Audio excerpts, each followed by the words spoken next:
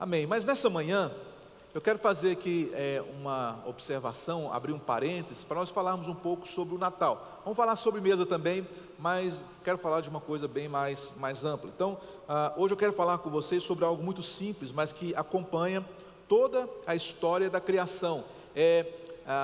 Eu quero falar sobre a importância e o lugar da madeira na Bíblia. Madeira mesmo, tá?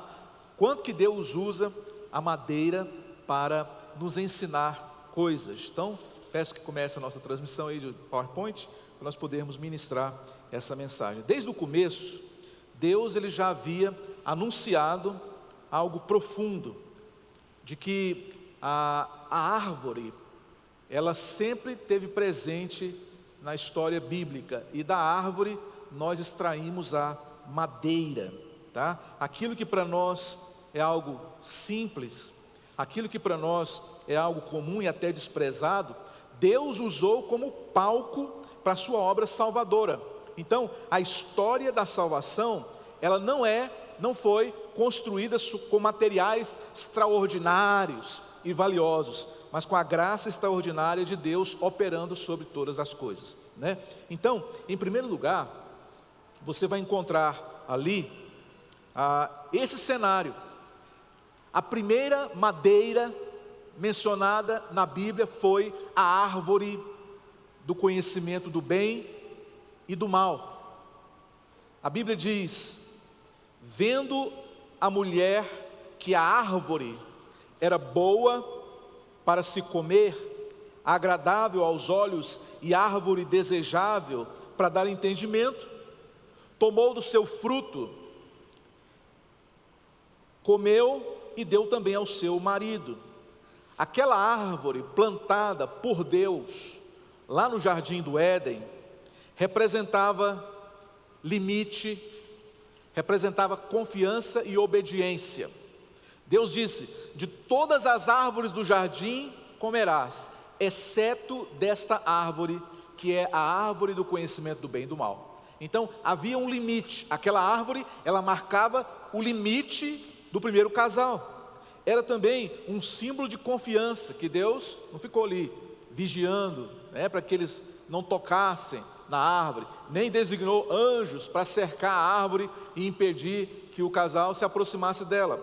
A árvore também era sinônimo de obediência, tá? Então ali tem muito a ver também com a obediência à palavra de Deus. Foi ali que a humanidade decidiu de vez, ao invés de receber, de confiar, decidiu desobedecer ao Senhor, e através dessa árvore, a árvore do conhecimento do bem e do mal, que também foi uma árvore de condenação, trouxe separação, culpa e morte espiritual. Aquilo que está escrito lá no Novo Testamento, que todos pecaram e estão destituídos da glória de Deus, foi em função dessa árvore. Essa árvore foi que causou tudo. Nessa árvore o relacionamento com Deus foi rompido e o pecado passou a marcar a história da humanidade. Essa é a primeira árvore, a primeira madeira. Mas Deus não desistiu do homem. Quando o pecado trouxe juízo sobre a terra, Deus, ele apresentou a redenção de outra forma, que é através de outra madeira. A madeira da arca. A arca de Noé. Essa também foi uma madeira central na história. Faze para ti uma arca de madeira, madeira de cipreste.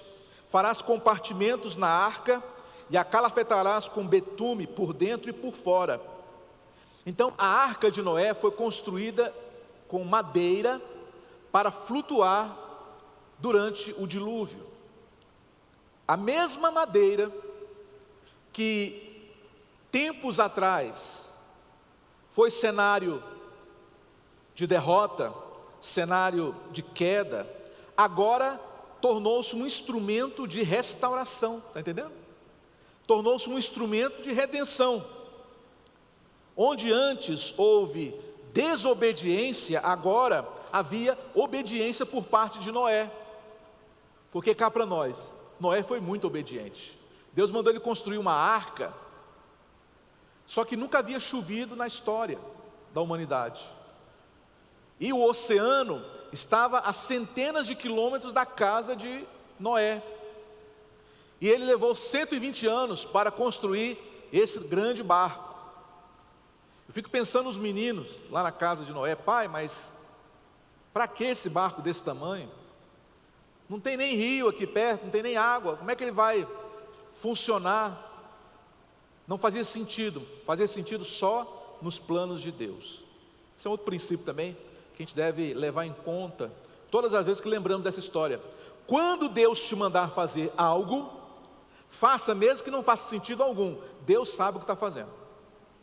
Então somente obedeça. A arca de Noé é símbolo de obediência. Onde houve morte na primeira árvore, agora houve preservação da raça humana.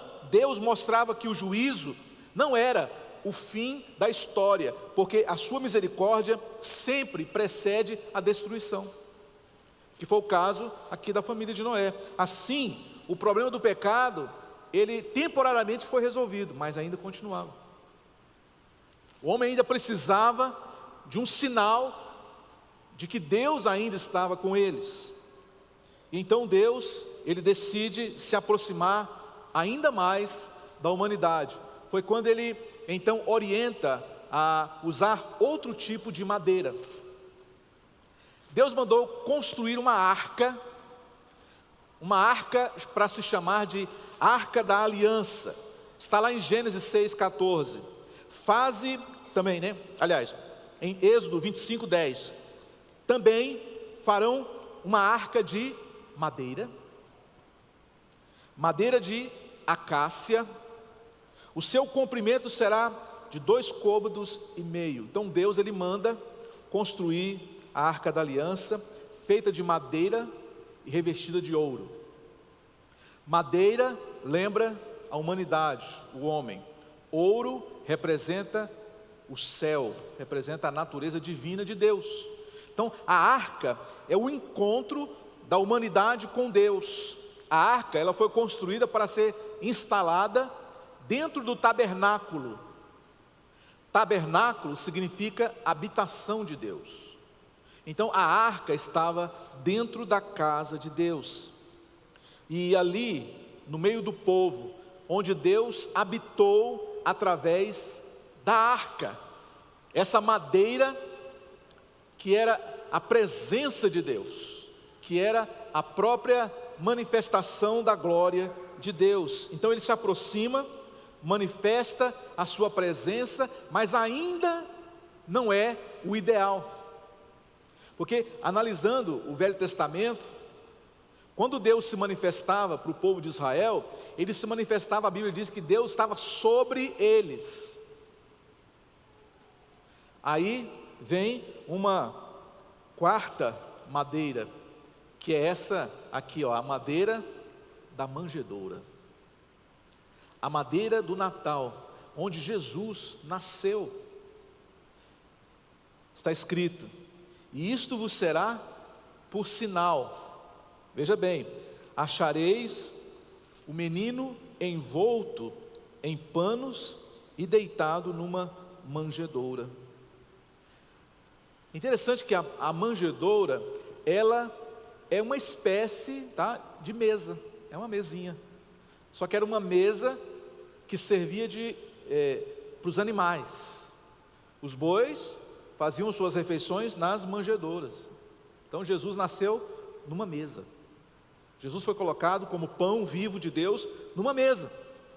E o fato de Deus estabelecer assim, é de que a arca não era suficiente para trazer a presença de Deus. O próprio Deus, em pessoa, agora habita no meio de nós. Ele descansa sobre a madeira, sobre a manjedoura, sobre o seu berço celestial e divino. O Deus eterno se fez carne, como está escrito no Evangelho de João, pequeno, vulnerável e totalmente dependente. Fico pensando, como é que Deus, ele faz algo assim? O próprio Deus se fez menino, bebê, nasceu da barriga da sua mãe, cresceu como adolescente, ficou jovem e só foi batizado aos 30 anos. Ou seja, a própria instalação do reino de Deus veio através da pessoa do Senhor Jesus, e tudo foi através dessa madeira, a madeira da manjedoura, o berço que Deus escolheu. O Natal é o momento do ano onde nós lembramos que Deus, de uma forma definitiva e extraordinária, Ele entra na história da humanidade. Aquela presença de Deus desaparecida, porque a arca, ela foi levada, não se sabe até onde hoje ela está, mas Jesus veio para restaurar a presença de Deus entre os homens. O Natal, ele não nos livra, da condenação, mas é a esperança de dias melhores. A esperança de dias melhores. Então, toda vez que você lembrar do Natal, lembre-se que existe esperança, existe futuro, existe vida, existe ainda um plano maravilhoso de Deus. Durante o ministério de Jesus, outra madeira ganhou destaque, que foi o barco de Simão. Você sabia que grande parte do ministério de Jesus foi no barco? Aqui em Lucas capítulo 5, versículo 3, diz: entrando Jesus em um dos barcos, o que pertencia a Simão, pediu-lhe que o afastasse um pouco da praia. Então, sentando-se do barco, ensinava a multidão. O barco era o púlpito de Jesus. Naquela época não havia grandes plataformas e também nem sistema de som, de amplificadores e nem microfones. Jesus também entendia um pouco de sabedoria natural. Depois que ele viu os pescadores ali na praia, ele pediu para Pedro que Pedro afastasse um pouco o barco da praia, e ali ele começou a falar à multidão que estava toda sentada lá em pé na praia. Jesus aproveitou as ondas que estavam vindo atrás dele, o vento que estava vindo atrás dele, e aquelas ondas se transformaram em ondas sonoras. E o vento levou a voz de Jesus aos ouvidos e aos corações de todas aquelas pessoas, e todo mundo entendeu a mensagem naquele dia. Mas o barco foi importante. Então aquele barco foi determinante para o ministério de Jesus, para pregar às multidões. Aquele barco também, ele foi ali cenário de grandes milagres, dentre eles dois que eu quero citar aqui.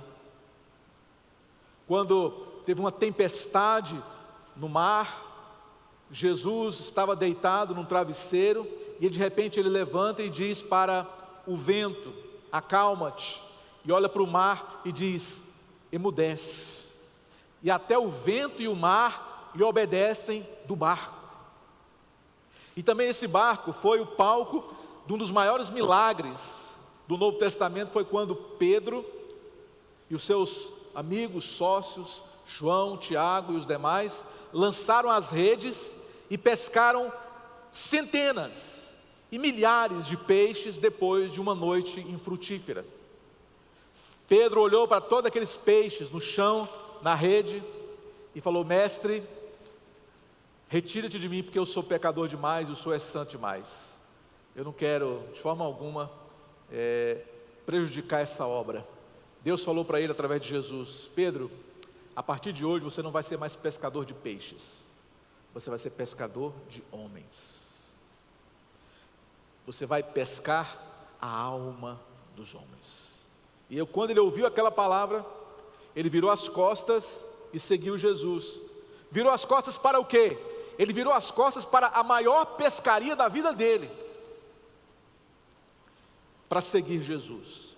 Então esse barco, a madeira desse barco também foi palco de grandes milagres, de grandes ensinamentos e de grandes pregações do Senhor Jesus. A madeira que sustenta esses barcos é mais forte do que as tempestades que vêm contra eles. A presença de Jesus era determinante para que aquele barco continuasse ali. E até dizem que o problema do barco não é a água ao seu redor, mas o problema é quando a água entra no barco, tá? Então, você também que está passando aí pelas águas da vida, pelas tempestades da vida, enquanto tem água fora do teu barco, está tudo normal, não precisa se preocupar. O problema é se a água começar a entrar. Então você precisa fechar todas as brechas, tapar todas as legalidades que você pode estar deixando para o inimigo agir na sua vida, para que o seu barco continue flutuando no meio das tempestades. Se Jesus está no barco, tudo vai bem. A sexta madeira que nós observamos na Bíblia também é a da mesa da ceia do Senhor. A madeira da mesa. Lucas 14. Onde é o aposento que eu comemorarei ou comerei a Páscoa com os meus discípulos? Perguntou Jesus. Ele vos mostrará um grande cenáculo, mobiliado e preparado, ali fazei os preparativos. Disse Jesus: preparem uma mesa para mim. Eu preciso de uma mesa, e nós vamos sentar a essa mesa, e nós vamos cear juntos. Ali, eles não sabiam, mas era um jantar de despedida, que Jesus estava promovendo para os seus discípulos. E essa madeira, ela também foi ali palco de uma das cenas mais conhecidas da história do cristianismo, que é essa daqui, a mesa da ceia. Essa madeira também, ela foi usada por Deus para falar da redenção, do perdão, da reconciliação, da salvação. O que começou na manjedoura, agora é oferecido voluntariamente sobre uma outra madeira, sobre a mesa da ceia. Sobre uma mesa simples, Jesus parte um pão e compartilha um cálice, anunciando que o seu corpo seria dado e o seu sangue seria derramado. A madeira da mesa sustenta o maior amor já visto sobre a terra. O fato de dar a sua própria vida por toda a humanidade, inclusive pelos seus inimigos. Deus estava aqui oferecendo-se a si mesmo pela salvação de todos. Então, chegamos a uma outra madeira, a madeira da cruz. A Bíblia fala: maldito é todo aquele que for pendurado no madeiro. E foi o que Jesus, ele se tornou maldito, ao ponto de ali, crucificado naquela madeira, ele clamava: Deus meu, por que me desamparaste? E não ouvia resposta nenhuma. Qual seria a resposta de Deus? Pelo fato de você estar carregando o pecado de todo o mundo sobre si, eu não tenho como ter comunhão contigo. E Jesus, ele foi deixado ali na cruz, à mercê dos seus inimigos. 1 Pedro capítulo 2, versículo 24 diz: levando ele mesmo em seu corpo os nossos pecados sobre o madeiro. Este foi o palco definitivo da redenção. Naquela cruz foi morto o Salvador, mas aquilo que parecia derrota, na verdade era vitória, irmãos. E o diabo não percebeu isso. O diabo celebrou, comemorou, fez uma festa no inferno, quando ele viu Jesus na cruz, morto, achando que aquilo ali seria o fim. Mas a madeira que um dia fora instrumento de queda, lá no Éden, agora era instrumento de redenção.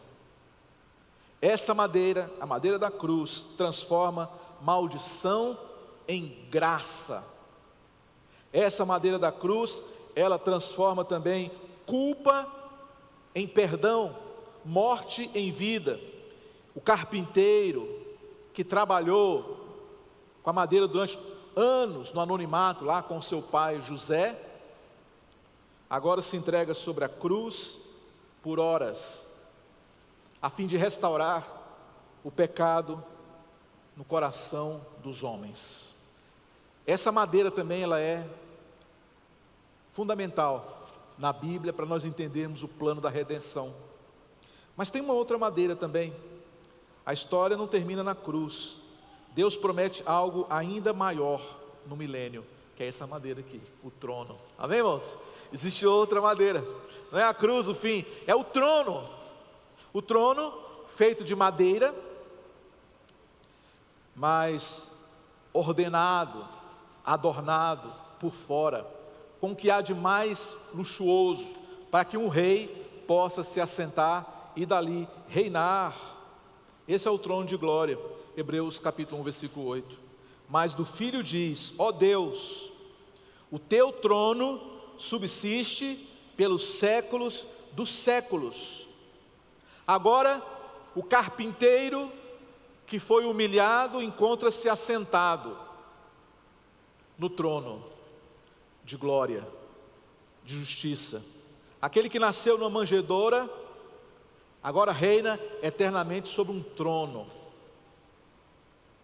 Maravilhoso isso. O que foi símbolo antes de dor, a cruz, a árvore do Éden e de outros demais, agora é símbolo de uma nova autoridade, vitória e governo eterno. Mas existe uma outra madeira depois do trono. Será, pastor? Ainda existe? Sim. Ainda existe uma outra madeira, que essa sim é a final. Eu estou me referindo à árvore da vida. A Bíblia começa falando de uma árvore e termina falando de outra árvore. A Bíblia começa falando sobre a árvore do conhecimento do bem e do mal, mas termina falando sobre essa árvore aqui, Apocalipse 22, 2. O que está escrito lá? No meio da sua praça central, a Nova Jerusalém, de um lado e de outro do rio, estava a árvore da vida, que produz 12 tipos de frutos. A mesma árvore, 12 tipos de frutos. Essa é a mensagem que no decorrer de toda a Bíblia, Deus, Ele faz questão de lembrar a madeira. Meu irmão, minha irmã, não é por outro motivo que Jesus, Ele é também chamado de o carpinteiro, né? Está aqui Jesus. Jesus, Ele é chamado de o carpinteiro de Nazaré. Disseram lá em Mateus 13, não é este o filho do carpinteiro? Não se chama sua mãe Maria? Sim, ele é o filho do carpinteiro. Jesus, ele é o carpinteiro de Nazaré. E por que Deus deu esse ofício ao Senhor Jesus? Porque o carpinteiro é aquele que manuseia a madeira, é aquele que dá forma à madeira, é aquele que trabalha a madeira, é aquele que molda a madeira para que ela seja de acordo com aquilo que a mente criadora de Deus quer que ela se torne. Você já deve ter ouvido falar de um ditado popular, que fala o seguinte: pau que nasce torto, morre torto. Não tem assim? Só que isso não é verdade, porque o carpinteiro de Nazaré, ele é capaz de endireitar todos os paus tortuosos e transformá-los, como transformou na Arca da Aliança. Que coisa mais linda! Como transformou também no trono. Que coisa mais linda, mais maravilhosa! Deus tem o poder de, com as suas mãos, moldar a madeira bruta. E é nesse ponto que eu quero falar com você nessa manhã. Talvez a sua vida esteja aí quebrada, esfoliada, pesada, sem forma, sem beleza alguma, como um pedaço de madeira qualquer, como um pedaço de madeira sem valor, como um tronco cortado e queimado. Deus manda te dizer: filho, filha, há esperança para você. Quando o homem de Nazaré Ele tocar em você, lembre-se que o carpinteiro estará começando uma nova obra na sua vida. Jesus, o carpinteiro que virou rei, Ele quer colocar as mãos sobre você e fazer de você algo precioso, valioso, inestimável. Ele sabe trabalhar com aquilo que está torto, quebrado, ou também áspero, sem vida e sem cor. Porque quando o carpinteiro de Nazaré, ele pega em suas mãos qualquer tronco, do nada, ele faz uma obra de arte. E existem hoje muitas e muitas pessoas por aí, talvez aqui dentro desse recinto, que precisam das mãos do carpinteiro, que precisam de uma renovação, que precisam nascer de novo, que precisam das mãos artistas de Deus, para você poder voltar a brilhar, a ter propósito. Porque uma mesa, uma cadeira, um suporte, tem muita utilidade quando é montado. Às vezes você está parecendo na sua vida um quebra-cabeças, cada parte no seu canto, sem propósito, sem conexão alguma, mas Deus, Ele quer montar esse quebra-cabeça, e Deus quer estampar uma imagem maravilhosa, que é o testemunho que Ele então dá para você hoje. Ao longo dessa mensagem, vimos que a madeira, ela atravessa a história, árvores, arcas, manjedouras, barcos, tronos, até a cruz. Todos nós temos, ao longo da nossa história, fases que precisamos da mão de Deus. Eu não sei em qual fase da sua vida você está precisando da ajuda de Deus, mas eu posso te garantir uma coisa, de que Deus, Ele está aqui, presente e oferecendo para você as suas mãos, suas ferramentas, as ferramentas de Deus que vão vão lixar você, vão polir você, vão cortar, dar forma e tornar você apresentável. Coloque a sua vida hoje e definitivamente nas mãos do carpinteiro de Nazaré. Fica de pé.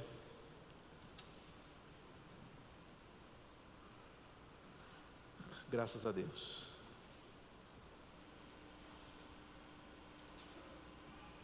Põe a mão no seu coração. Faz uma oração aqui agora, dizendo: Senhor, põe as tuas mãos sobre a minha vida e molda ela de acordo com a tua vontade. Eu não quero ser o galho seco nessa terra, mas uma planta frutífera para a glória de Deus. Senhor, tudo aquilo que estiver torto, endireita. Ó Deus, tudo aquilo que estiver faltando, restaura. Ó Deus, que estiver sem forma também, Deus, dá um novo significado. Nós não queremos sair daqui hoje por aquelas portas como madeira bruta.